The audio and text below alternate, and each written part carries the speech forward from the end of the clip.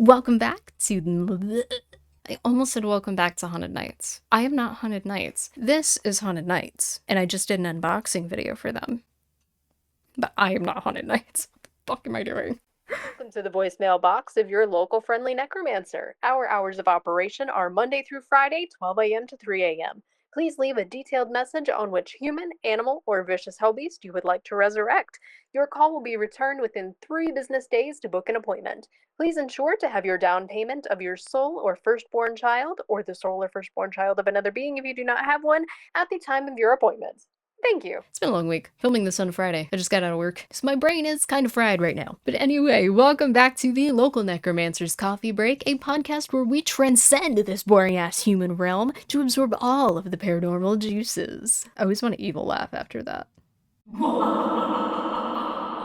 Okay, I had to get it out just once. So today, we are going to be talking about something that I was actually a little bit nervous to film in my home, specifically, because we're talking about the haunted experiences that I've had in my home. Now, recently, I sent in kind of a long encounter to a podcast called Two Girls, One Ghost, which is an incredible podcast, by the way. Highly recommend to go check out Two Girls, One Ghost if you haven't already. It's absolutely hilarious, super great information about the paranormal, and I absolutely love when they share other people's haunted encounters as well as their own. So I actually submitted one to them, and I decided, you know what, I also kind of want to read this on my podcast. So I'm going to grab the email that I sent them and I'm going to read it to you guys as well, because I keep promising that I will talk about my haunted house, and I have yet to do that, so guess I should do it now. But yeah, I definitely was a little nervous filming this here.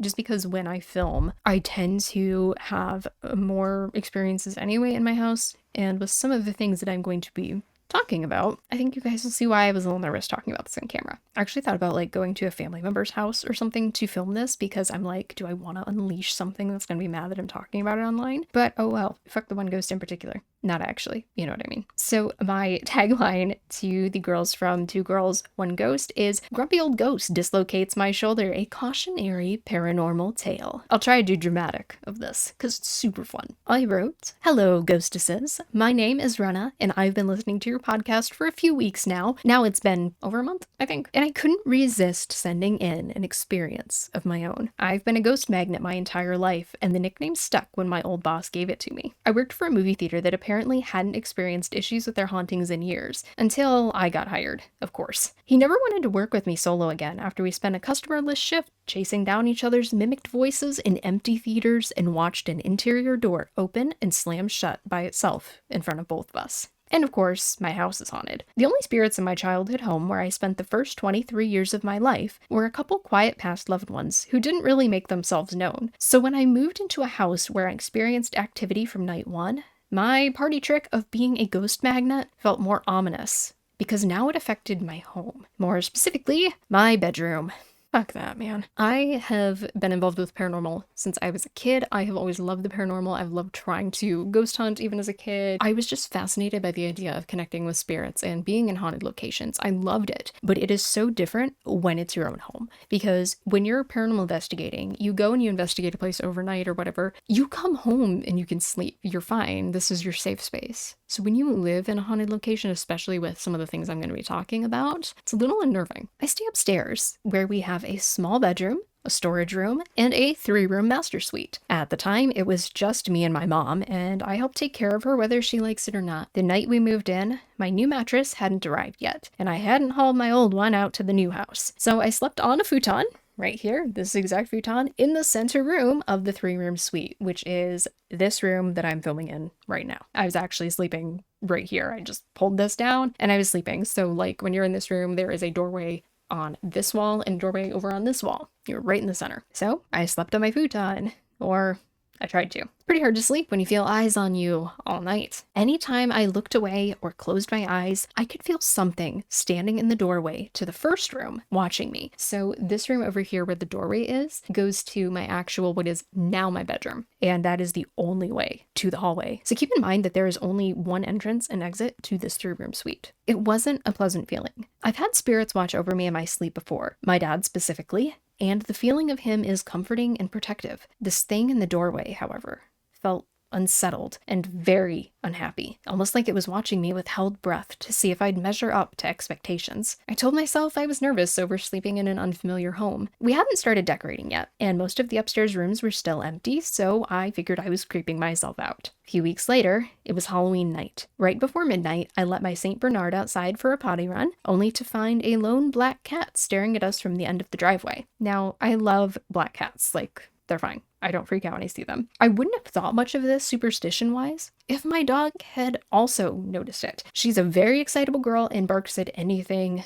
that moves, for the love of God, anything that moves, even if it's the wind blowing the trees, because she thinks that barking at something will make it come play with her. But despite being only a few feet away from this cat, she never even saw it, almost like it wasn't there. I shook it off, brought her in, and put her to bed. I stayed up a little later writing my book, because there's no better time than, midnight to 3 a.m. to write a dark fantasy novel, when I heard what I thought was my mom coming up the stairs. At this point, I was staying in a small bedroom that's not connected to this suite. It's one of the other rooms up here. A place where my dog refused to stay very long without panicking. She would not even hardly go in the door to that room. She did not like the vibes. Now, the downstairs bathroom already needed repairs because old houses, woo! So I didn't think much of my mom coming up to use mine. What caught me off guard was how well she did the stairs. My mom has horrendous arthritis damage, and she has a hard time walking on level surfaces, let alone climbing a staircase. The steps were swift as they hit the upstairs landing, went into the bathroom, and closed the door. I opened my bedroom door and asked, "Everything okay?" No response. Then I noticed that there was no light under the bathroom door, and I started to get worried. Was she sleepwalking? Was there something wrong? I knocked on the door. Again, no response. I cracked open the bathroom door to find no one inside. My stomach rose like I was getting ready to drop on a roller coaster. It's a feeling I know well because it usually comes before or after a paranormal encounter. Something had walked up the stairs into the bathroom and shut the door that always stayed open if no one was inside. I tried to brush this off and go to sleep, but when my closet door popped open in the middle of the night, just like it had during the night a few other times since moving in, sleep wasn't happening. This began a long series of encounters that have now turned into some kind of ghost human roommate sitcom. But unfortunately, it got worse before getting better, if you can consider it better right now. A few months later, I had surgery to diagnose and clean out endometriosis. I wasn't supposed to do stairs for the first week or so, and I made my home on the couch, near the end of my couch stay. I was awake late one night watching videos on my phone when I heard footsteps in the kitchen. I sat up and saw who I, again, thought was my mom walk around the corner from the kitchen into her bedroom. But I didn't hear her bed springs, and she didn't turn on any lights, so I got up to check on her. When I walked into her bedroom, she was sound asleep. My body went on another forced roller coaster ride because, if she was sound asleep, she obviously hasn't just been up. It takes her time to get up and down from things. I would have heard her bed springs. There was no bathroom light on. Again, she's in her bed. She is sound asleep. There was no way it was her. Little things happened here and there around the house. Just enough for us to both gaslight ourselves into saying they were coincidence, even though we both knew better and were both sensitive to spirits, especially myself. One weekend, I hung up 2 octagon shelves and a framed artwork of my book characters. Now, this used to be my home office in this middle room here, and it was exactly where I felt something watching me my very first night in the house. You can only imagine what happened as I used this for an office. Apparently, the spirits here don't like my book characters because I was awoken at 2:30 a.m. by both shelves and the frame crashing from the wall. Yeah.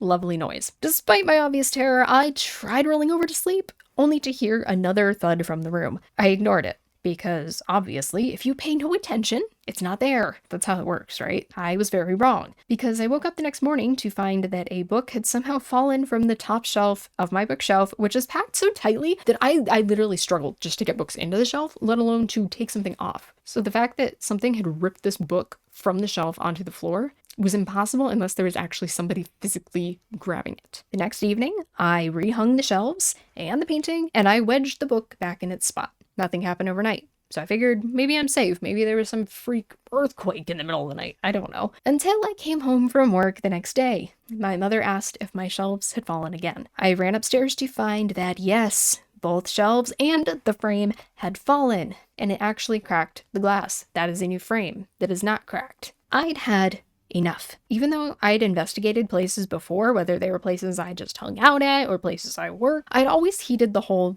don't investigate your own house rule. I didn't even know where my sparse equipment ended up when we moved, so I downloaded a few random investigation apps, even though I'm typically pretty skeptical of them. One of these was a spirit box known as Necrophonic. I didn't hold much hope, but figured, what the hell? As soon as I turned it on, a woman's voice immediately shouted the name Dan. I leapt out of my computer chair. I had just turned on my computer and opened up a Google Doc that I had not opened since we moved into the house. I hadn't talked about these characters since they moved into the house.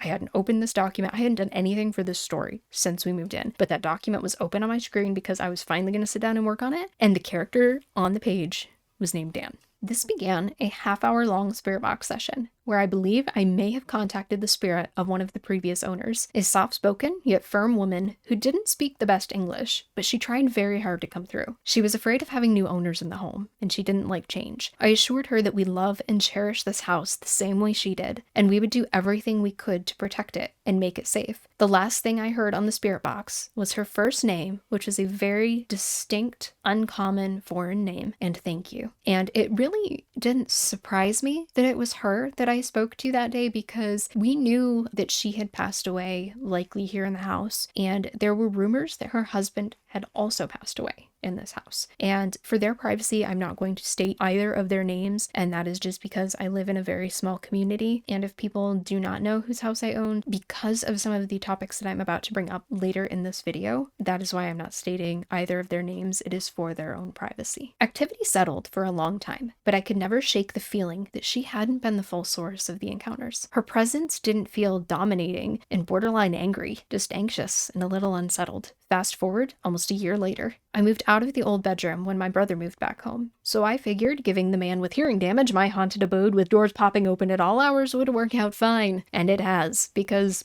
it doesn't bother him. He doesn't even hear it. So I settled into the very back room of the L-shaped master suite, and in these rooms again, the only way out is through the first room. So the back bedroom where I was sleeping, you have to go through all the other rooms to get out. There's no easy exit unless you decide jumping from the second story is a good idea. It was freshly repainted, and I spent a lot of time redecorating so that it felt a little more comfortable, because honestly, all three of these rooms can be very uncomfortable feeling. When the spirits decided that this change was also not acceptable, it wasn't the kinder female spirit that made it known. It was the angrier, male-presenting spirit that made my bones shudder. I felt more uncomfortable than I did in my old room, which said a lot. I woke up around, ta-da, 3 a.m. to use the bathroom, and when I came back to bed, I had just started nodding off when I felt something grab my shoulder like a vice. I'm a stomach sleeper, and this hand pressed my shoulder so hard to the mattress that I couldn't move. My throat tightened up, and I couldn't even scream. Part of me wondered if someone had broken in, and I watched enough true crime to know it wouldn't bode well for me. And even as I'm talking about this, my throat is tightening up, because it's almost like flashbacks to when it happened, because it is probably the most terrifying paranormal encounter I've ever had in my life. I tried to fight back, and the pressure on my shoulder grew until I felt a pop, and then it released. I flung myself out of bed, but there was no one with me. My shoulder throbbed. I ran downstairs, where the energy is always a lot lighter, and it's never oppressive, because the past loved ones who stay with us, they typically remain downstairs. So when I was safely on the couch with my dog, I realized my shoulder wasn't just sore. It was dislocated. I have hypermobile Ehlers-Danlos syndrome, so my connective tissues suck, and I dislocate my joints for absolutely no reason. But this wasn't no reason. Something had pinned me down with enough force to pull my shoulder out of its joint. Thankfully, having EDS means I can also swiftly pop my joints back in, so I resituated my shoulder, took some meds, and failed to sleep. Usually I'm used to dislocation pain and I don't really feel it after a couple hours, but the pain in this joint and all the surrounding muscles was so intense that I ended up in the doctor's office 2 weeks later. I just told her I dislocated my shoulder hanging curtains, because how the fuck do you tell a doctor that a ghost pinned you to your bed? And I work in the mental health field, so I moved my bed to the first room of the suite. It was really my only other option. I mean, you either keep it in the room or something just physically harmed me. Go into this room here where shelves crash down and something grumpily watches me sleep with an angry face or something, I don't know. Or try my luck in the first room, because it has a direct escape to the hall. And honestly, the only thing that's ever happened to me in that room is somebody breathing directly into my ear, which is not pleasant, but it's not dangerous. So weigh your options there. Ever since I can tell something is occupying these other two rooms, I will still hear like footsteps and stuff when I'm trying to sleep, and it's freaky as hell. It's almost like it's frustrated that I'm not in one of these two rooms anymore. I don't know what it is about the first room. It's almost like they can't mess with me too much there, and something just keeps it from lashing out. Still, there are many nights I resort to making my bed on the downstairs couch with my fur baby, because, you know, drama. Now my back room there is my home office. Usually I record in there, but I decided to try recording in the middle room here today because why not? Little better space, and there's no shortage of activity honestly in either of these two rooms here. Like, I had knocks on my desk while filming one of the other episodes. I have a Wednesday Addams thing hand that you probably have seen in my other videos. I think I showed it off in my Edgar Allan Poe reading, and it will like turn itself on the shelf when I'm not looking. That bothers me. Do not come crawling on me, thing. And, you know, I just occasionally get touched if my arms and legs are not covered with like a hoodie and sweatpants. Since then, we have discovered who the grumpy spirit is. Unfortunately, we're 99.5% sure it's the spirit of the husband who previously owned this home. We found out recently that he married his wife in exchange for doing a kind deed for her parents when he visited her home country. He didn't know her, and she didn't have a choice in the exchange. She was essentially given as payment to this cold, stern American man against her will. I can literally feel too, like something is like not pushing down on me, but like there is something like, there's like a presence behind me that is like almost making me want to hunch my shoulders. It's weird. After speaking to those who knew him closely, he was not always kind to his wife. We don't know the extent, but we can only imagine what it entailed. A man who views women as purchasable objects and isn't kind in his treatment towards her sounds exactly like a man who in the afterlife would shove a woman down to her bed until her shoulder popped out. An asshole in life is an asshole in death.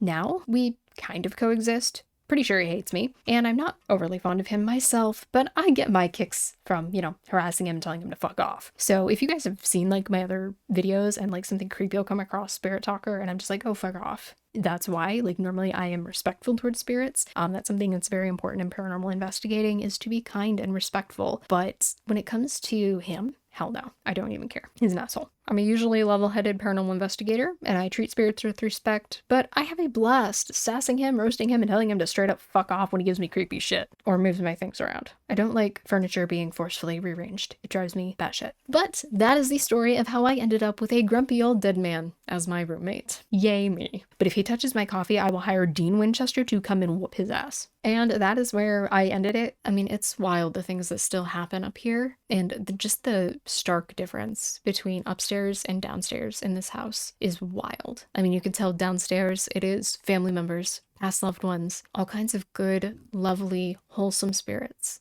And then you come up here. It's like, okay, literally something is like, oh, my shoulder just got a huge pain in the muscle. Yeah. And this was the shoulder that it happened to, so that's not boding well for me. So I'm probably gonna wrap it up here before I get shoved down, I guess. Yay! But that is all for today. I hope you guys have a lovely day. Stay safe. Don't get possessed. Don't sell your soul. Don't let a grumpy old man ghost push you against your bed or dislocate any of your joints. Make sure you drink lots of coffee. Sprinkle a little water in there. And I guess I'm just gonna keep adding things to this list. So yeah, love you guys. Bye!